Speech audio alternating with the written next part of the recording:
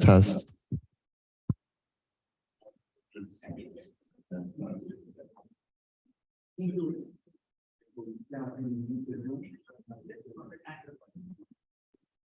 The first one came through here, but the second one didn't.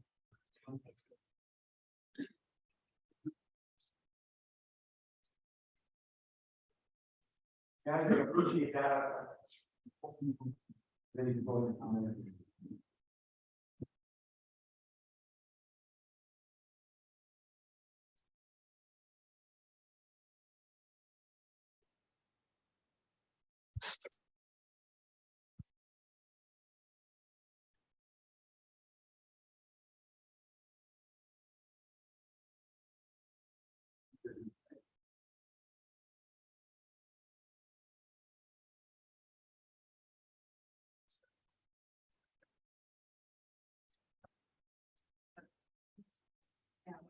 Thanks. Test. That was good.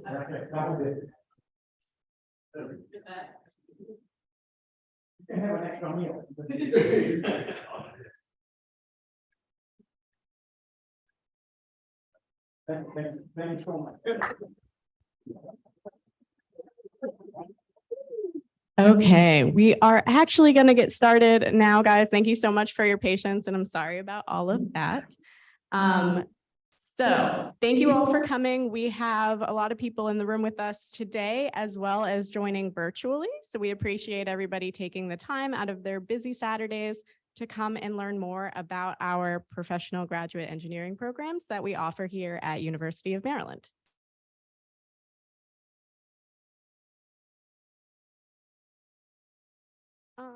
Okay, so let's go ahead and get started. My name is Caitlin Gover. I am the program manager for admission and recruitment here. So you guys have probably been getting emails from me about our programs or about this event. So I am your point of contact throughout the application process. And if you are a prospective student, about the programs as well.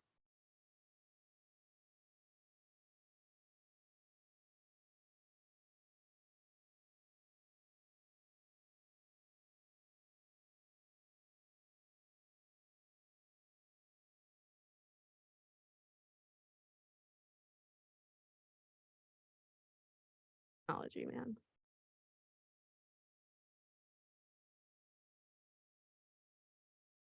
So now we want to get to know you guys just to see who is here. So I have a couple of questions just to get an idea of, who you are, what you're hoping to learn. So if you guys take out your cameras and scan this QR code, or if you go to slido.com and input the code you see here, it should bring you to the first poll question, which is, what are you hoping to learn today? So I wanted to know if you want to learn more about MAGE and UMD in general, what programs are offered by our department, MAGE, which is Maryland Applied Graduate Engineering, how to apply for the programs, or all of the above.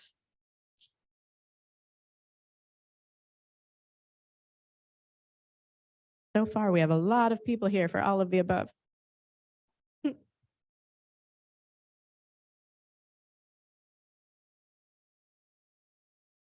you a couple extra seconds on this one, and then I'll go to the next one.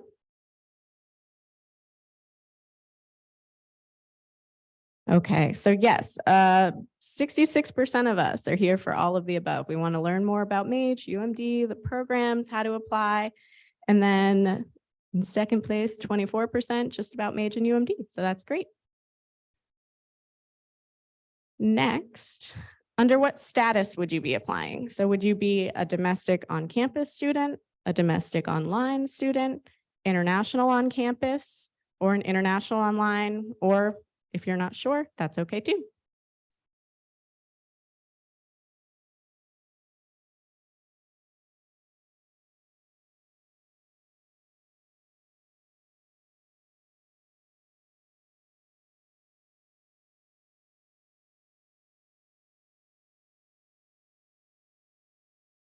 We have a good mix. We have a lot of domestic on campus and domestic or international on campus as well.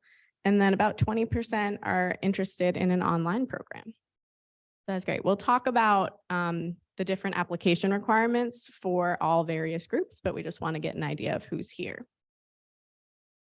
Okay, and the last question is, what semester are you hoping to start in? So spring 23, summer 23, fall 23, if you're thinking 2024, or if you are just very proactive and thinking beyond 2024.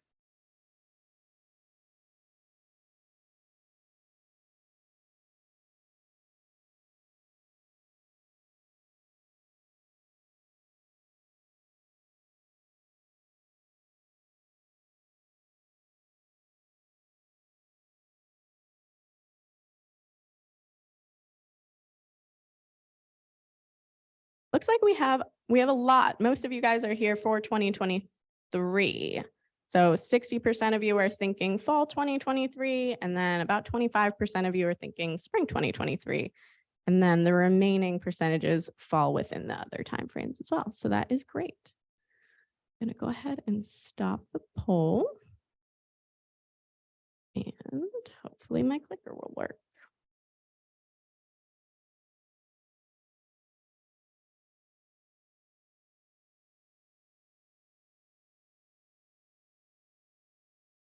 Okay, so today we are going to cover, in general, graduate programs at UMD quickly, but we're going to go into more detail about our department, Maryland Applied Graduate Engineering, also known as MAGE, and the degree programs that we offer.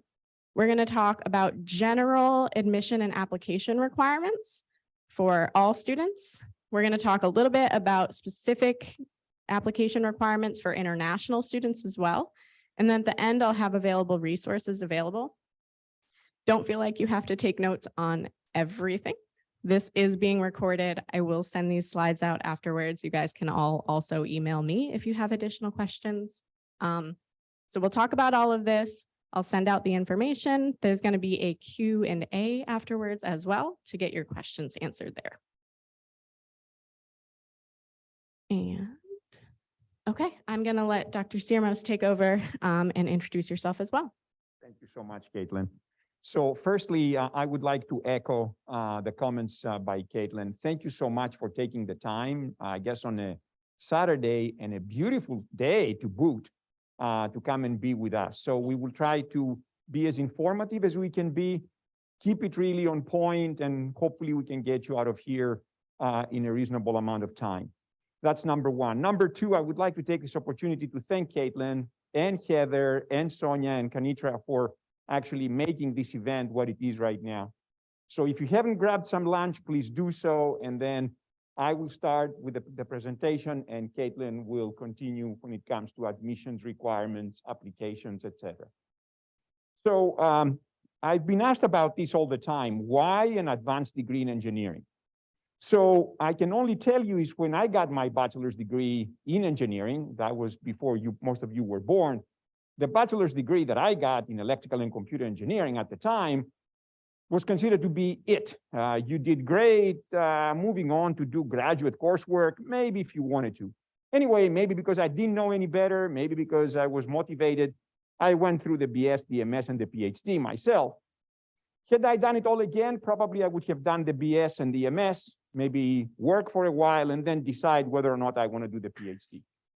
So I believe in today's market, in today's environment, the MS degree is the old BS. So the BS is really the stepping stone, but if you talk to any employer these days, they will say we need to find ways to motivate our workforce to pursue a graduate degree. So they're more relevant, more up to date, delve into niche areas, basically be a better workforce. So advance your career, I think that's the obvious thing. Transition into a new field. What do I mean by that? We see this very much lately with two of our most popular programs, cybersecurity and robotics. So we have people with a bachelor's degree in electrical, in mechanical, in aero, they come into robotics. So traditional areas merging into a niche area. Similarly with cyber, people with a computer engineering degree people with an electrical engineering degree, mechanical, or any engineering degree that they've had some software, some programming experience, they want to go into cybersecurity. Great potential achievement. I think it's a great achievement, right? I mean, you've actually obtained a graduate degree. And then, of course, the more tangible, if you like, incentive, potential earning increases significantly. And I believe we are giving you that the average starting salary in 2021 for engineers with a bachelor's degree was around 71K. Those with a master's degree, 106. So actually the difference is actually quite sizable. You're not doing it for the money, I know. I didn't do my degrees for the money, I'm being honest. But I think it's a nice sort of side gift as you advance through higher education. So why Maryland engineering? And I say this in all honesty because these days, having degrees offered online, sky's the limit, right? Why stay with the University of Maryland? You can look at other places throughout the nation, right? So I think, I don't know if any of you have gotten your bachelor's degree from the University of Maryland. It's a fantastic school. I did my PhD here. I did my bachelor's and master's on the West Coast.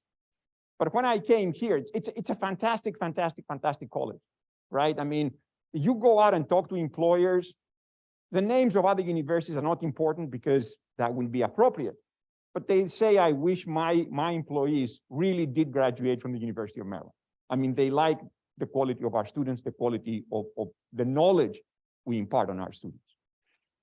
So Maryland's a top-ranked engineering program, and it can set you apart in the industry and boost your career earnings potential. We talked about this a little bit. Upgrade your knowledge in a discipline, broaden expertise to new areas, and begin a new career path to help you meet your professional and academic goals. The other thing that you guys probably do know, and I don't need to go into the specifics, I bet you the vast majority of our graduates actually do not pursue research. This is, by the way, a tier 1 research institution, in case you didn't know it, right? I mean, we thrive on the quality of our research, being cutting edge, being quality research. But most of the undergraduates that you produce, I think, go into industry. Maybe they will do some research. Maybe some of them, of course, will go and pursue research and a PhD later on. But I want to say the majority stay within the industry or the federal government or the state government as working engineers.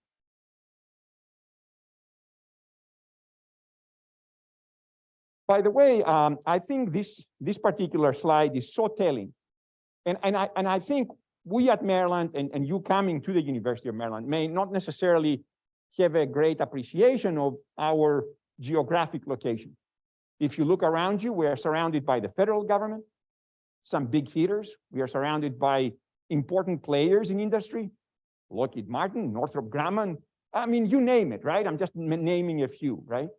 NIH is around the corner, Department of Defense.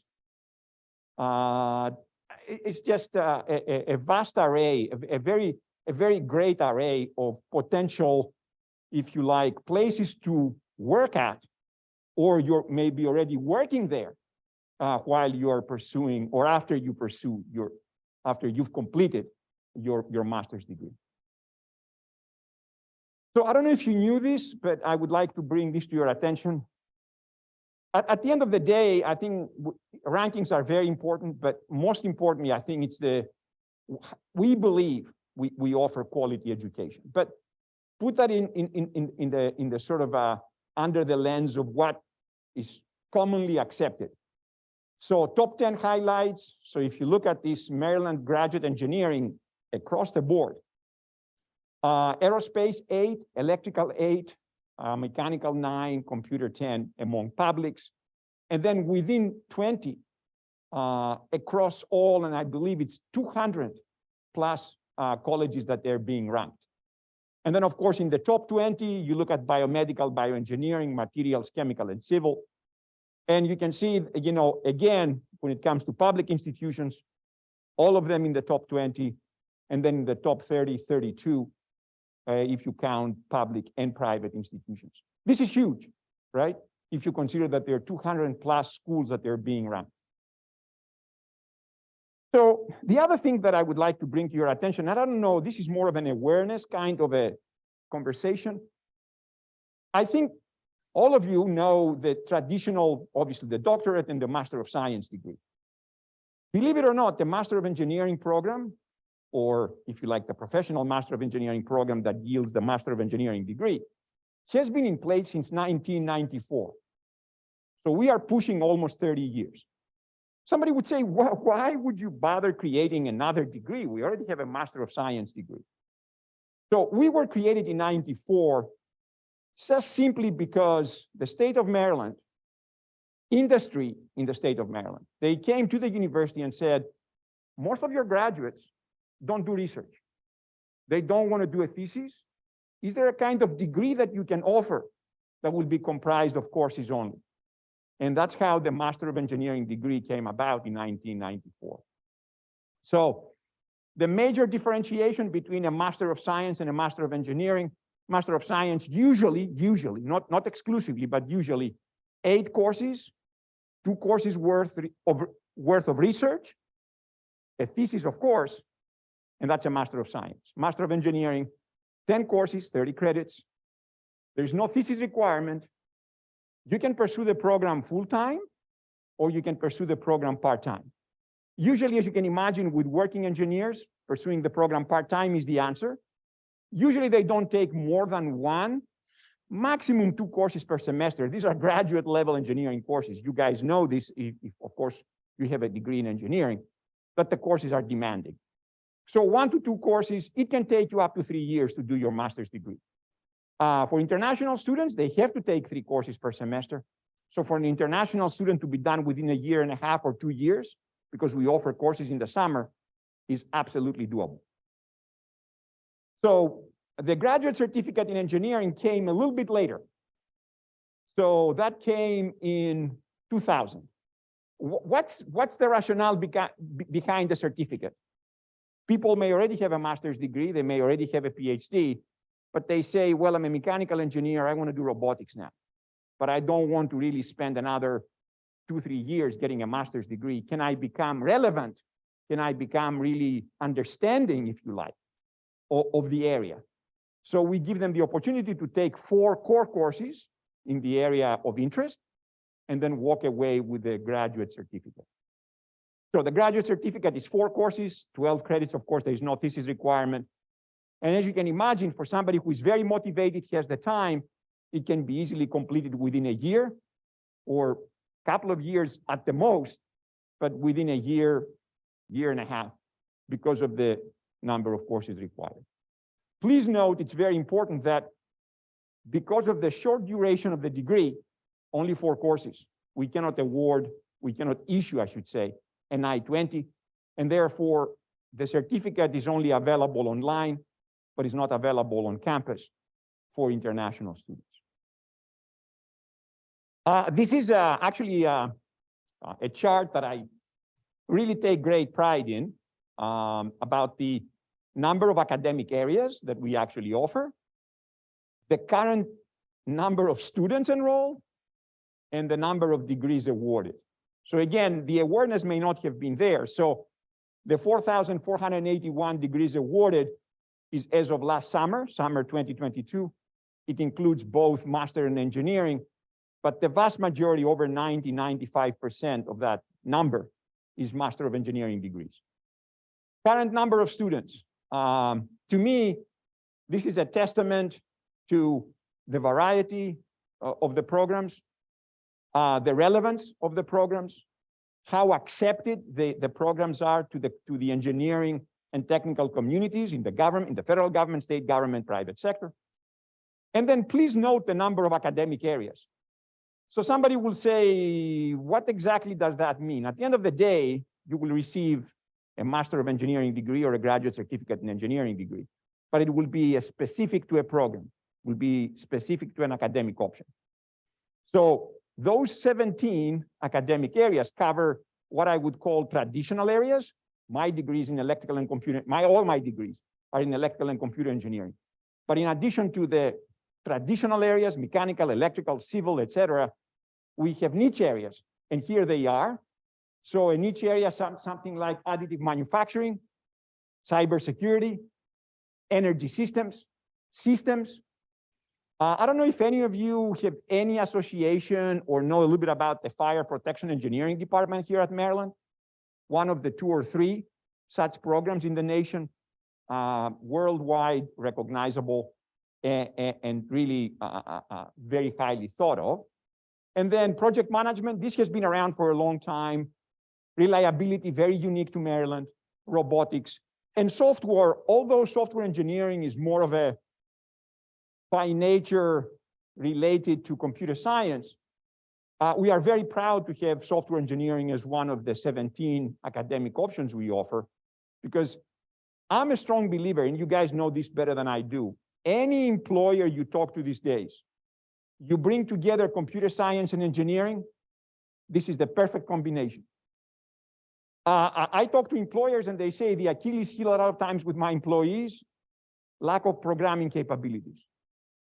You won't believe what some very minimal programming knowledge buys you a lot. And for us engineers, it's the application of the technology, right? Data science in the abstract, data analytics, whatever you want to call it, big data, ML, machine learning, artificial intelligence. They're phenomenal areas, right? I mean, they're the hot topics right now. But left as they are from computer science, they talk more about the theory, the algorithms. Absolutely necessary, absolutely important. But as far as we are concerned, engineers, applications of ML AI to robotics, applications of ML AI to civil. That's what employers are telling us they need. In the abstract, it's great. Applied, even better. And again, like I said, programming, if you haven't invested the time, if you tell yourself, if there's one takeaway point that I can give to you, not that I know much, but one takeaway point, invest a little bit in your programming capabilities. You will be amazed the kind of edge you will have at work. So the other thing that I would like to bring to your attention is a number of 9 of our programs, of our 17 programs, are offered completely online. And what I mean by that is that they can be taken, the 10 courses can be completed online. You don't have to set a foot on campus. Because the courses are the same, the degree is the same. So when the degree is awarded, the mode of delivery isn't even relevant. You get a Master of Engineering degree, whether or not you took that particular program on campus or you took that program online. It makes absolutely no difference. The other beauty that I would like to bring to your attention, flexibility and convenience, what does that mean? Obviously, if you can take something completely online, it's great flexibility and great convenience. Believe it or not, there are people who come to us and say, well, what happens if I want to mix and match? Perfectly fine. What do I mean by that? You have to obviously come into the program in which you believe you will take the majority of your courses. So if you think you're going to do a program pretty much on campus, we want you to come to that program. But then we offer you the flexibility to take some of your courses completely online. So you can have really the best of both worlds, right? You can have the in-person experience and you can have the online experience. So that's what we mean by flexibility and convenience.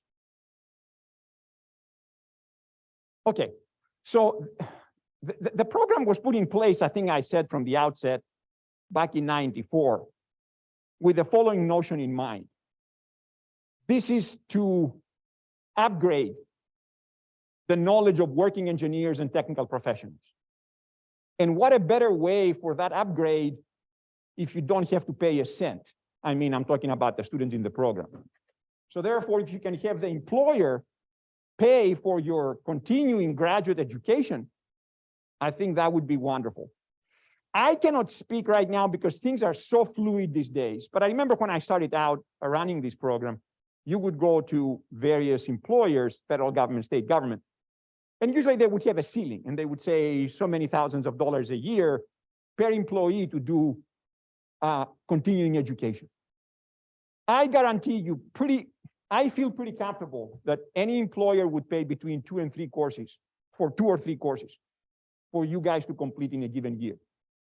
So again, that's another benefit that you need to definitely explore with your HR and say, okay, what educational benefits do you offer to me as an employee? So because of that, we don't have any form of financial support because we are under the assumption that either by yourself or likely through your employer, somebody else is going to be paying the tuition.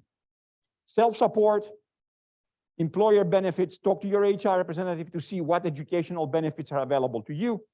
And then, of course, we do have financial aid here on campus for those who don't have that employer benefit. But I think you should definitely explore it. Okay. Okay, so I'm going to take over from here and talk a little bit more about the actual application process to apply for a Master of Engineering program. So you just saw the list of the 17 different academic options that we offer. All of those have their own admission requirements. So I'm not going to go into all 17 admission requirements, but there are specific degrees we look for. There's a 3.0 GPA requirement for our programs. And then the various options also have prerequisite requirements that we look for as well. So when you're looking at the different programs, take a look at that as well to see if you might be admissible to the program. If so, we'll go into how to apply now. So at the graduate level of University of Maryland, we have a graduate application portal. You would go in and create an account there. If you apply to any graduate program at UMD, you do so through this program, and you have to complete a unique application for each program.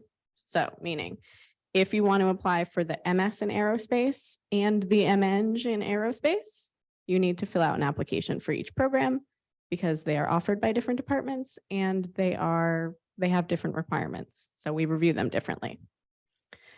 When you fill out the education intent section, that's where you will indicate which program you're applying to.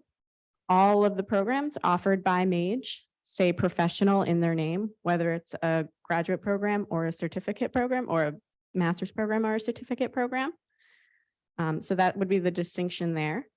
Once you input that information, the application will update and you'll see more pages. Like the letter of recommendation requirements and so on. So once you indicate that you're applying to a MAGE program, you'll be able to move through the application.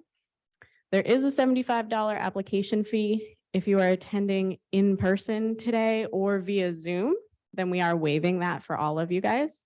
I'll go into next steps and more information on how to get an application fee waiver later. It's a later slide. So the first thing we're going to look at are your transcripts. I just mentioned that we have degree requirements, GPA requirements, and prerequisite requirements. So we need to see your transcripts to make sure you meet them. When you apply, you're going to upload unofficial copies of your transcripts to the application portal. So if you are a domestic student, it would just be your transcript. If you're an international student, it is transcripts and degree certificates in English and the original language. So we would need all of that. If you've attended more than one institution, then I would suggest uploading copies of your transcripts for every institution. For example, if you're a University of Maryland undergraduate student, but you did 2 years at Montgomery College before you transferred in, we would want to see your 2 years of Montgomery College because you've likely completed some of the prerequisite requirements that we would want to look at there. So if you've attended more than one institution, if you have more than one degree, upload the transcripts to the application portal. One thing to note for international transcripts, beyond the degree certificates and uploading the transcripts to the portal, is that we do not accept third-party evaluations. So a WES evaluation or something alike, we don't accept those. We need the transcripts. We do an internal evaluation to determine admissibility. Next is a statement of purpose. We do not require a traditional statement of purpose. Uploading one will not affect your admissibility. We want to see a document that says the statement that you see here. that you're understanding that you are applying for a professional Master of Engineering and Cybersecurity degree, and that you understand there's no research or thesis or financial assistance provided. So that is all that needs to be uploaded there. It's a required document, but this is the only statement that you need to provide.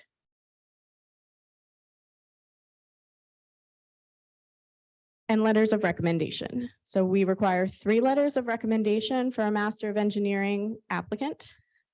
Those can be academic or professional references. An academic reference would be a faculty member. A professional reference can be a colleague or a supervisor, but you should be selecting somebody who can really speak on your behalf as to why you're a good fit for our program and why our program is a good fit for you. So we want to hear from somebody who can talk a little bit more about that. If you're applying to a certificate program and your undergraduate GPA is below a 3.0, usually like a 2.9 to 3.0, we might be able to consider. If that's the case and you fall within that range, then we want to see 2 letters of recommendation, also a professional or academic. How this looks during the application process is you will input their names and email addresses into the application as you're filling it out. They will receive an email from the system automatically saying, this person has requested you to submit a letter on their behalf. They'll fill out a quick form, upload their letter, and submit it automatically. Throughout the application process, after you submit, you will have the ability to log back into your portal and either update who your recommender is, resend them the link if they didn't receive it initially, and check the status. So it'll update in real time if they submit the letter. And for international students, English language proficiency score would be required. We recommend trying to submit a score within the full admission requirements. The graduate school sets the requirements and it's available on their website, which is one of the links here. But you can see at least the full admission requirements in front of you. If you have a degree from a US institution or from certain countries listed on their website, then that requirement is automatically waived. If you do not, then you need to submit a score that meets the minimum requirements. For an on-campus program, it is English Bridge program and above. So English Bridge program or full admission for Master of Engineering students. If you are applying to an online program, it has to be full admission. We can't consider someone with an English condition for an online program. The graduate school does require official scores as well. So if you're taking the TOEFL, you need to have ETS send us the score. You can't send us a PDF or self-report it.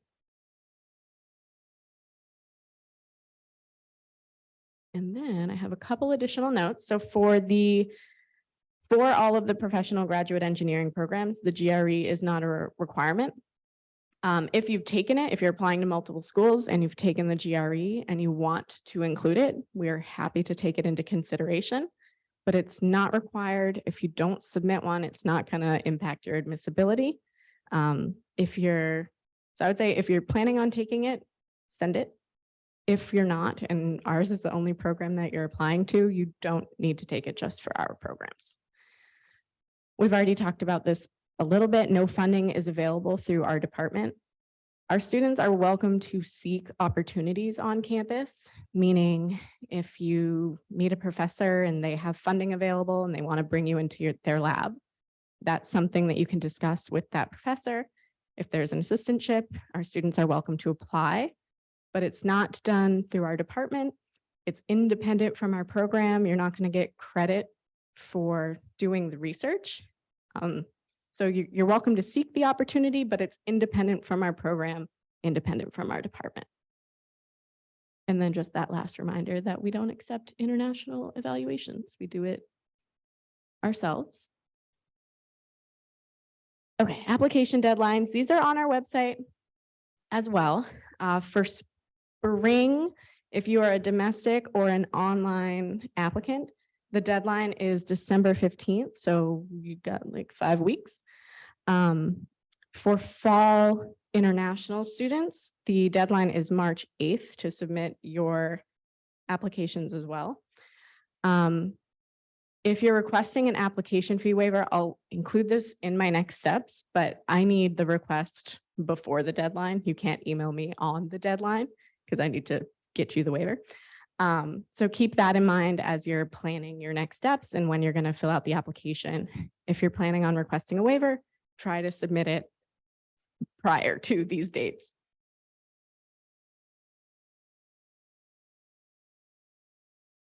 And then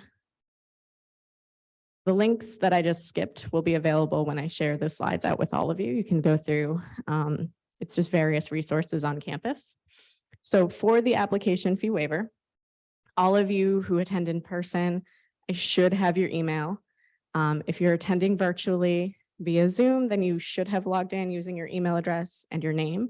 So I am going to be going through this list in the next week and making sure and confirming everybody who attended. Everybody who I can confirm the attendance for will receive an email by the end of next week with these next steps. So once you receive that email, you're going to go into our system, you're going to start a new application, create your graduate portal account. Once you input that it's a MAGE program, that's when I will be able to find your application. So once you move through the application process, you'll get to the final page. It'll say, before on the payment page, it'll say input the waiver code. Once you see that, you're going to reply to the email that I send you asking for an application fee waiver to the program. I'll go in, make sure I can find it. I will respond to you with the code and you'll just put it in and waive it. I do want to clarify. So these application fee waivers are for programs offered by MAGE only. They are not applicable to an MS or PhD program. So it's just the Master of Engineering. It's just the Graduate Certificate in Engineering programs. And they're not applicable to submitted applications. So if you've already applied, we can't issue refunds, unfortunately.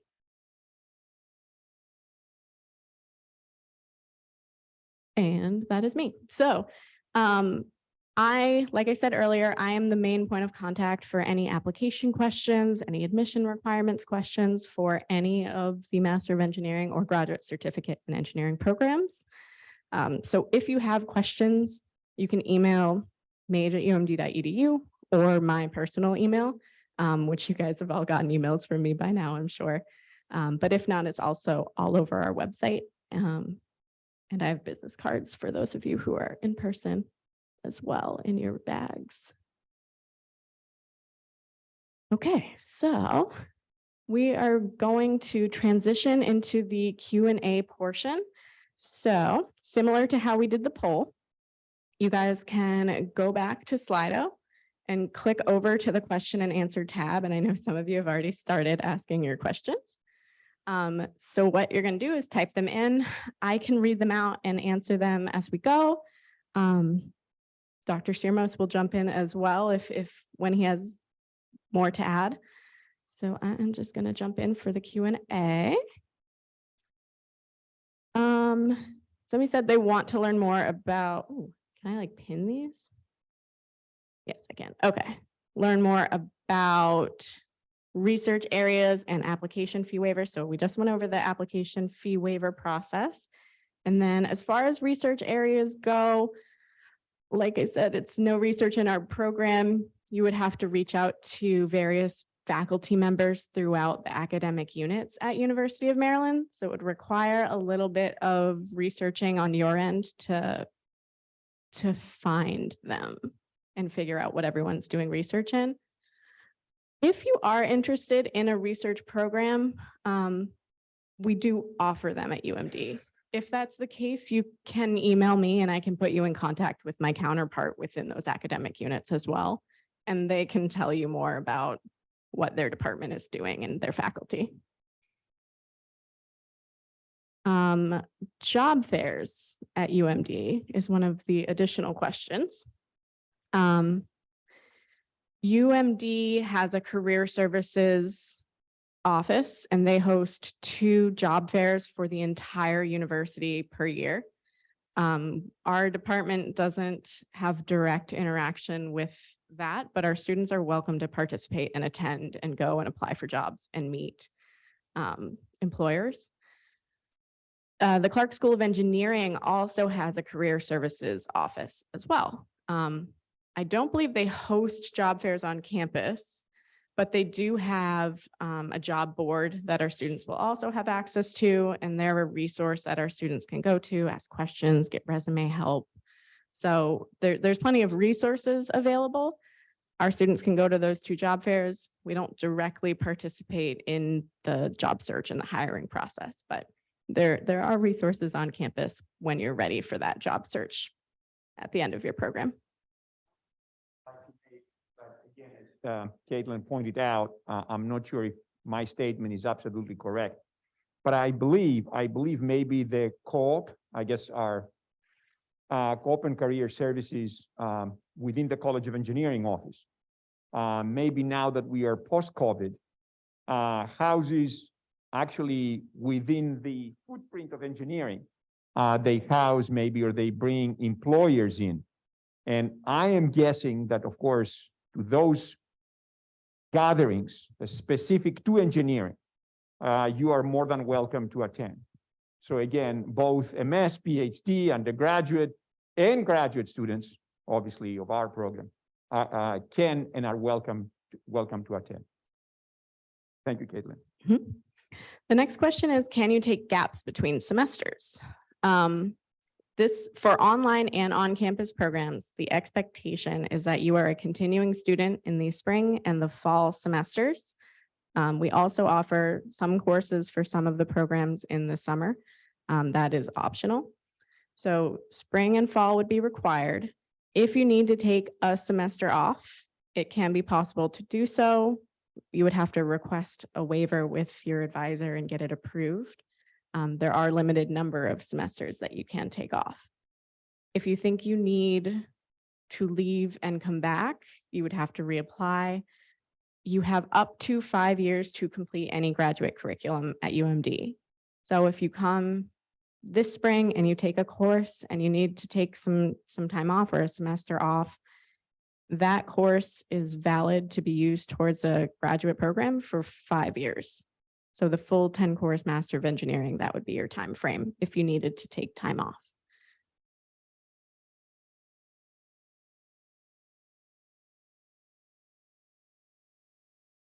I have a question. Some of these are going to be repetitive. So I have a question about how long it's going to take to receive a decision.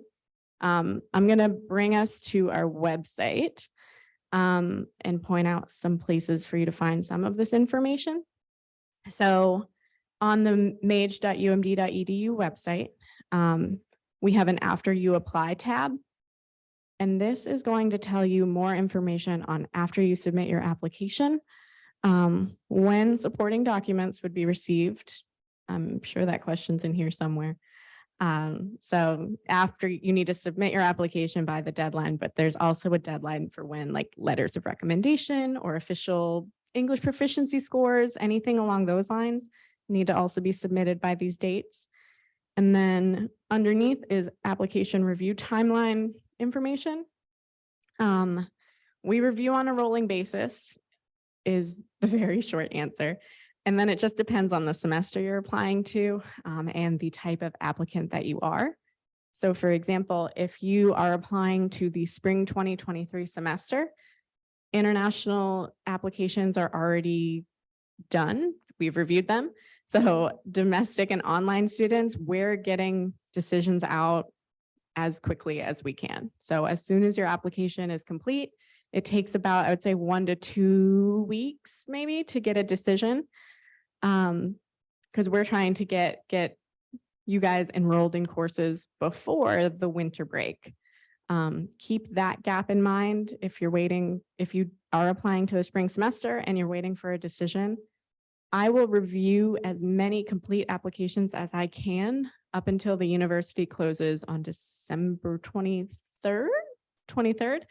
And then we don't come back until January 2nd. So if your application is not complete before probably December 20th, you're not going to get a decision until January. If you're applying to the fall semester, we won't start reviewing those applications until February at the earliest. So at that point is when rolling decisions are going to be sent out. So if you apply right now for fall, even if it's complete, I'm not going to look at it until February. We're going to get the spring done before we focus on fall. I have a question about English proficiency requirements, which is a great question.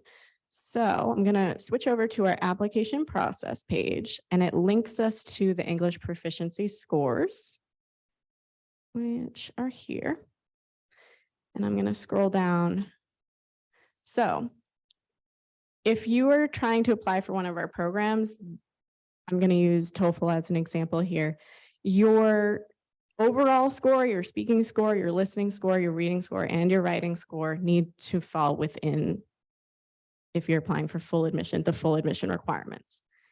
I mentioned that we'll also consider English Bridge program for on-campus students as well. If your total is 103, but your writing score is a 21, you will likely be considered with an English provision. So all of your score requirements need to fall within the full admission requirements if you want to be considered for full admission, even if it's just one category. All of them need to fall within full admission. Can you pursue an MEng after obtaining a certificate? Do you want to take that one? So I didn't go into the details when I mentioned the certificate and the master's degree. So I'm going to try to give you the high-level overview of this, and if you can sort of retain some of those details, that would be important. You can do a graduate certificate standalone. And then if you decide I had a great experience and I would like to pursue a master's degree, you can certainly build up on that. And therefore, you can have the master and the certificate in the same academic option. So let's say you started in robotics, you took 4 courses, you really liked it. Then those 4 can be used in addition to 6 more to get your master's in robotics. That's one way of doing it. Now, the other benefit, in my opinion, really great benefit to our students, they can actually obtain the certificate along the way to the master's in 2 distinct areas. So therefore, you can actually be pursuing a degree in electrical and computer engineering, and you may want to say, I want to do a certificate in robotics. Can you do that? The answer is yes. But you have to complete the certificate on or before the time you complete the master's degree. So therefore, 4 of the certificate programs will be used as technical electives, in addition to your 6 courses in the other area. And therefore, you can do an ECE, communication signal processing, computer engineering, whatever the case may be.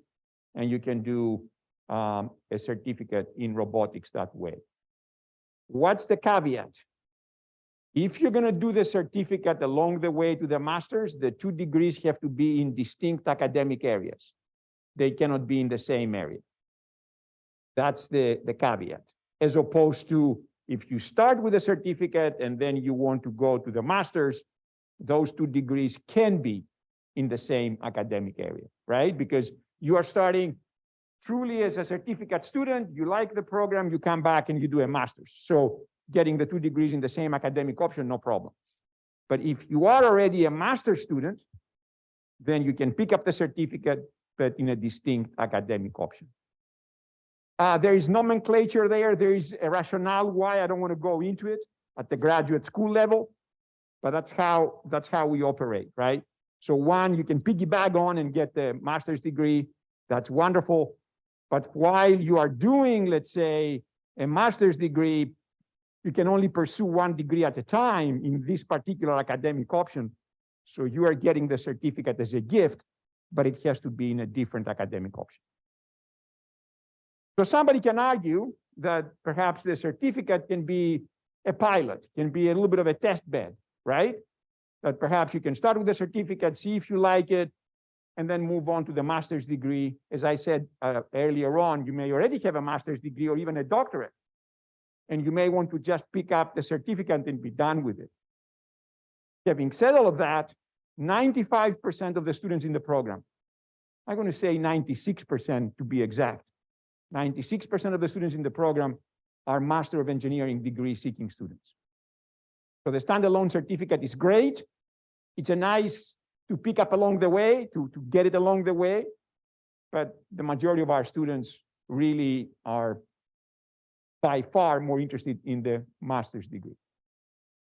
And just one thing to add, if you want to start with the certificate and then continue on with the Master of Engineering degree, you do need to reapply. So you would be a certificate student, you would graduate with the certificate, reapply to be a Master of Engineering student and provide all those recommended documents or required documents. So you would still need those 3 letters of rec and then be reconsidered for the program. So there's an extra step there of reapplying and being readmitted as a full graduate student. But no application fee. There's no. Right, but no application. If you've completed graduate coursework at UMD, you don't have to pay the application fee again to continue taking graduate courses. I'm going to rapid fire some of them. If you're applying for fall 2024, can the fee waiver still be applied? No. The fee waiver is for a 2023 academic year. We host a lot of events, however, so you're welcome to attend one later on. The application for the 2024 academic year isn't going to open until July, most likely. So you would have to attend another event. I've started an application. I haven't applied. Am I eligible for the waiver? Yes. If you haven't submitted the application, I can still give you a fee waiver code. It's only if you've submitted it that I can't retro. Can multiple applications for different programs be submitted? Yes, but you need to fill out multiple applications for every program. You can create multiple applications within your portal and submit them all individually. Oh, and by the way, sorry, Caitlin, I think, I think Caitlin probably spoke to this a little bit earlier on. It's so important for you guys to know, I think it's obvious, but let me state it, but because you never know, so we didn't mislead you. You can only pursue one program at a time. So in other words, you cannot come in and say, well, let me try at the same time be in a PhD program and in a Master of Engineering program. You cannot, one degree at a time. Application fee waiver, is it valid for multiple or single applications? Just one fee waiver per person. If you want to apply for more than one program, you'll have to pay for the other ones. Can it be used for a summer 2023 application? Yes. We have limited courses in the summer semester. So if you want to apply for a summer semester, email me. You would have to anyway to get the waiver, but I would want to check the schedule to make sure you would have a course before I give you a waiver for it. But yes, I can still grant fee waivers for the summer semester. I saw one up here. How many credits can be transferred into an MAGE degree? The graduate school allows up to 6 graduate credits to be transferred in from another institution. So up to 6 potentially. They need to be courses that are equivalent to courses in our curriculum. So they need to be reviewed. And I believe you need a B- or better, B- or better in the course. So up to 6, we would need to review it first. You would need approval, but it is possible as long as it's not also being used towards another degree. If you completed your MS degree and you try to transfer in courses, it won't work. You can't have a course apply to more than one program. Again,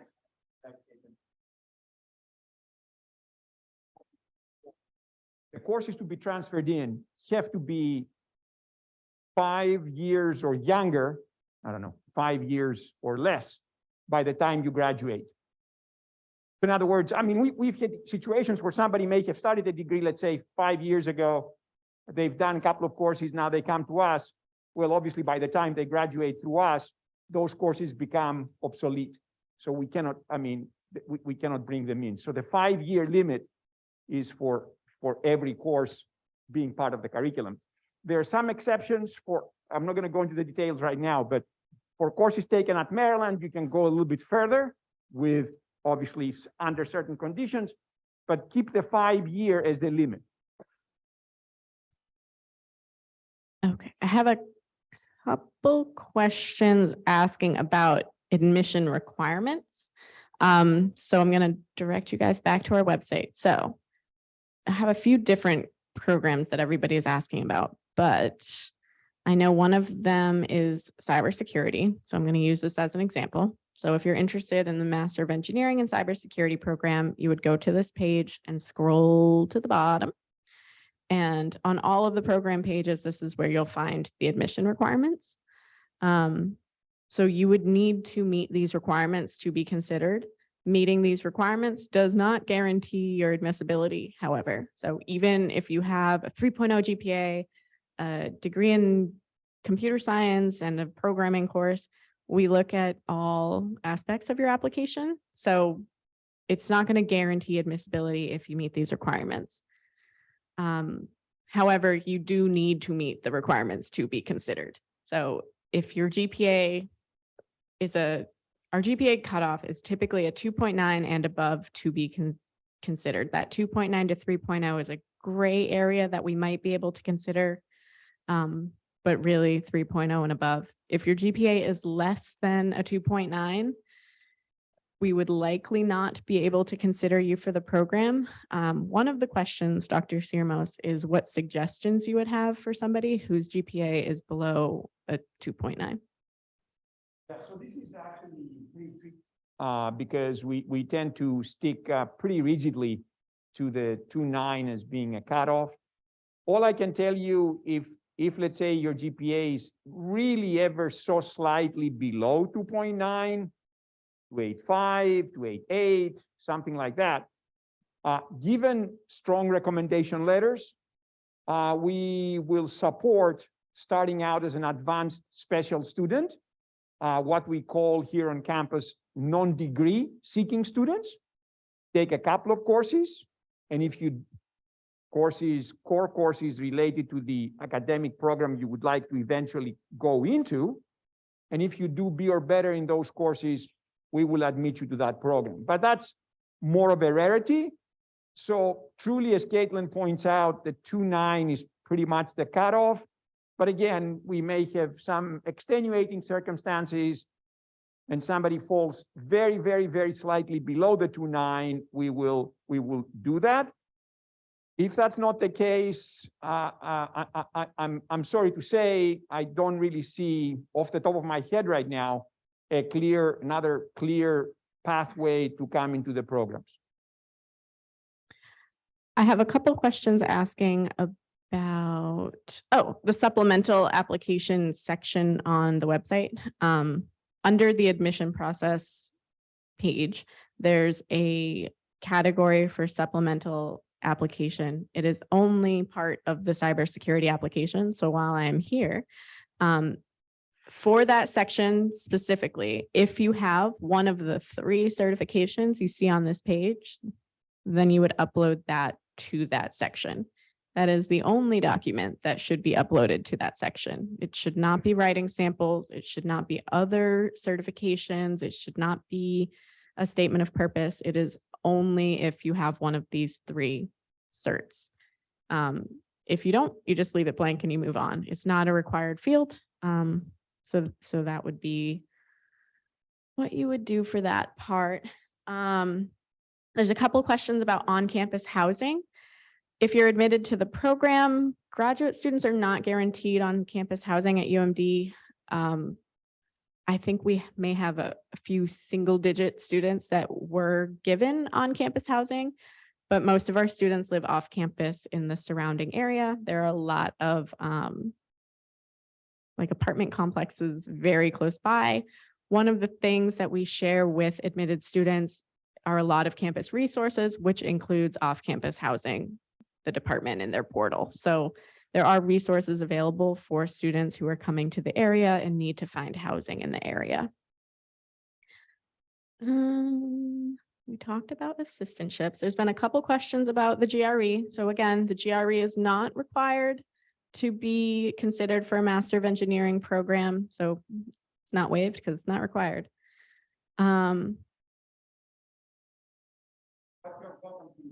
Yes, you're welcome to submit them if you have a score. Are international admissions still accepted for spring? Nope. International admissions for spring closed in September. So at this time, if you're an international student and you want to apply for an on-campus program, the earliest semester is fall for you, and that deadline is March 8th. If we apply for multiple programs, do my references have to redo their letters, or can they be saved in the portal and reused? If you apply for more than one program, your references will need to upload their letters to every time. They can use the same letter, unless obviously you're applying to cyber and they say cyber and they're uploading it to your mechanical application. So they should edit that, but they would have to upload the letters to every one that you're applying to. We talked about GPA. We've talked about scholarships. There are scholarships questions throughout and funding questions throughout the Q&A right now. Just to reiterate, there's no funding available through MAGE. So if you need financial assistance, you would need to secure that on your own, whether that be through your employer, through loans, various pathways, and applying for fellowships or assistantships or whatever independently of our program. So through us, no funding. Can I repeat the fee waiver process one more time? Happy to. I'm going to bring it back up so that we can see it here. So while I scroll, you guys will receive an email from me by the end of next week too. But essentially, you'll start the application. When you get to the page asking for the fee waiver code, you'll send it. You'll send me an email. I can go in, confirm your attendance, confirm that you applied for the correct program, and then I can provide the code from there. I have another question asking about WES evaluations. If you're an international student, we don't accept third-party evaluations. So you would have to upload degree certificates and transcripts. Do I have to be employed by a company to apply for a professional Master of Engineering degree? That's a good question. Do you want to take that? Not required. Again, when I take the time, a little bit of time anyway, to try to read somebody's statement of purpose. So certainly I do take the time to do this, but we do not require somebody being currently employed in order to pursue our degrees. Because we have students in the program, especially international, who may have just finished their degree and they come here to pursue their graduate degree. Or we may have working engineers, technical professionals who are between jobs. So that's perfectly fine. The other thing that I would like guys to bring to your attention, and I'm not trying to be funny about it, but I'm the one evaluating the applications. And I think Caitlin talked about this a lot. The 3 recommendation letters, I think we get some questions periodically. If I'm a recent graduate or somebody who has been out of school for a number of years. So I usually use the 3 to 5 years as being the cutoff. So if you've been out of school for more than 5 years, securing an academic, a recommendation letter may be very difficult or perhaps a little bit outdated. So in that case, it has to come from one place of employment or a series of places of employment. Where am I going with this? The letters have to be relevant to gauging your capabilities. I mean, to get a letter from somebody saying, you know, this is a great person, I know them through some social interaction, it's wonderful, but it doesn't help me in my evaluation. So definitely I want either a supervisor, I want a colleague, somebody you have worked with, right? Somebody who can say, I worked on this project, that person brought this to the project. Now, if you're a recent graduate, I would expect at least 1, if not 2, between 0 and 3 years from a faculty member, because they would be able to really ascertain, oh, this person took that course from me and really he or she did really very well. I mean, to me, that speaks volumes, right? And again, you have to choose your references smartly. I'm not trying to tell you what to do. I mean, you obviously know what to do, but if you're applying to the cybersecurity program and you've taken a cybersecurity course, guess what? Having a letter from somebody at work you worked on a project, or somebody from your home institution you took a course from related to cybersecurity. This is very relevant and important to me.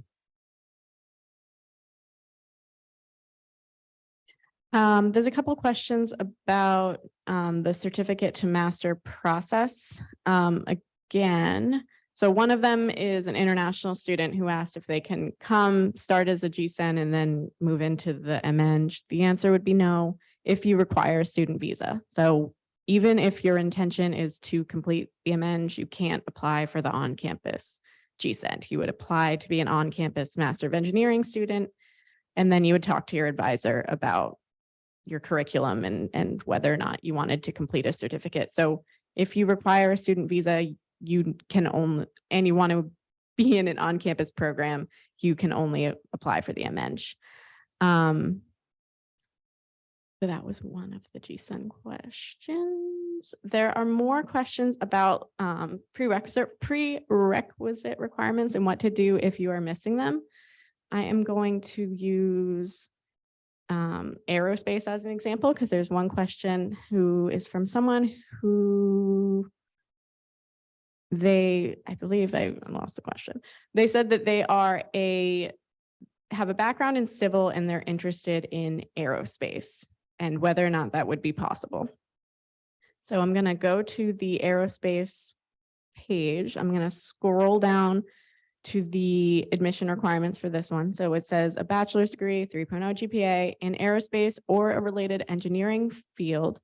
And then there are specific prerequisites that we look for. Calc 1, 2, 3 differential equations. If you have a background in civil, you've probably taken those. You may not have taken thermodynamics, and there are additional prerequisite requirements to be considered for aerospace that you've also likely not taken if you're a civil student. So you probably don't have Intro to Aerospace, Aerodynamics 1 and Aerodynamics 2. So if you are interested in an academic area, and Dr. Sirmos can certainly jump in, and you're missing some of the prerequisite requirements, those would need to be completed before you can be considered for our program. So if you don't have some of the courses, we were not going to be able to consider you for the program. If you're interested, for example, if you have a degree in civil, maybe your next question is, can I take the courses then that I'm missing? I likely not at UMD. We wouldn't be able to admit you, and space in the courses is reserved for undergraduate students, but you may be able to take courses at a local institution. If you're interested in doing that, I would say email me before you enroll in that institution. I can take a look at your transcript and confirm the courses that you would be missing, confirm if you can take them and be considered. And from there, if the answer is yes and yes, you can also send me course syllabi and I can confirm that the course you're taking is going to meet that requirement.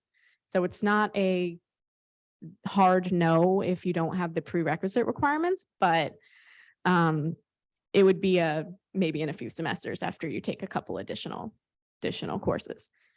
Caitlin is absolutely right. And the other point that I would like to make is that if you go down the route of going to another academic institution where hopefully enrolling in an undergraduate engineering non-degree seeking status and take a course, let's say from another unit like that, we would like to see at least a B or better in those prerequisite courses. And why am I saying this? I'm not trying to be difficult, but the other thing, guys, I hope you realize, I mean, I'm taking you down a path that I don't want to go to, because I think when you come in, you will do great. But as undergraduates, the C, nobody wants it, but the C is the bare minimum, right? You can graduate with a 2.001. So at the graduate level, that has shifted now to a B. So you cannot graduate unless you have an overall GPA of B or better as a graduate student. So along these lines, and to ensure myself that you have the requisite background to do well, that's why I'm saying B or better in some prerequisite undergraduate courses from another institution. Okay, so we are going to wrap up at this point. I'm going to point out two more things on our website just for you guys to see, hopefully just two. Okay, so like I said, programs, mage.umd.edu. If you go to our programs page and scroll down, this is where you'll see the list of all of our programs. You can sort by online if that's what you'd like. And then you click in and you can see all the admission requirements. If you click to the second tab as well, you'll see information on the curriculum and see which courses are pre-approved for each program. So this is a resource that's available for all of the academic areas. You can see the certificate as well as the full Master of Engineering program. So if you're interested in looking at the curriculum, looking at the admission requirements, this is where you'll start. There are a lot of questions about tuition rates, and I didn't realize they weren't in our slides. So also on the admissions page, the application process page is going to be a good resource for you figuring out deadlines and documents. After you apply, we talked about that one, and then tuition and fees. So for the Master of Engineering programs, we have specialty tuition rate and graduate certificate programs. We have specialty tuition rates that are not different for international, in-state or out-of-state students. So regardless of your status or where you live, we charge the same rate. It falls within the graduate schools in-state and out-of-state. So we're right in the middle there. There is a difference for on-campus and online students, as well as a fee difference for the students. So you can see these here.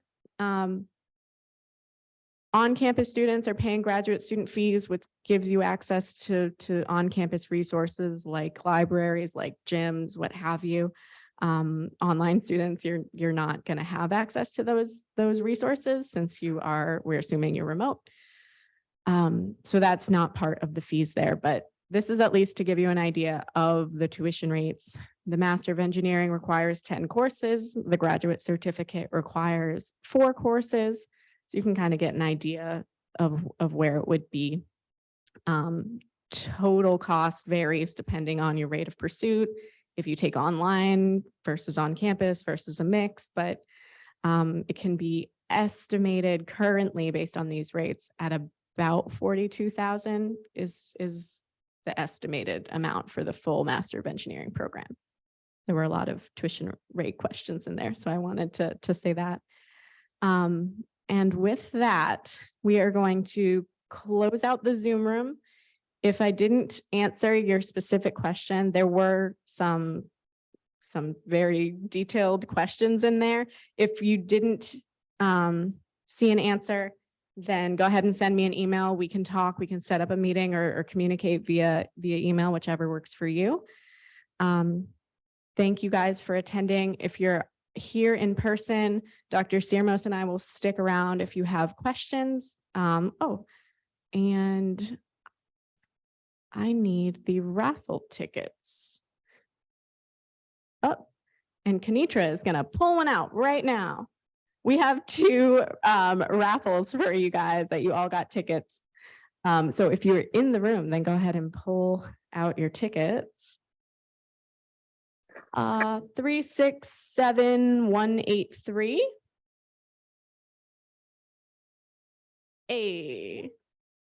And I have 2. 367153 is my second one. Awesome. So both of you guys can meet me at the red booth after. If you attended virtually, I do have a raffle, but I'm just going to pick them and contact you guys individually if you're picked, because technology is not my friend today. But 2 of you will be hearing from me soon. Thank you again so much for everybody coming. I look forward to communicating with you further, for looking out for your applications and helping you guys hopefully get admitted into our program. So thank you so much for joining us.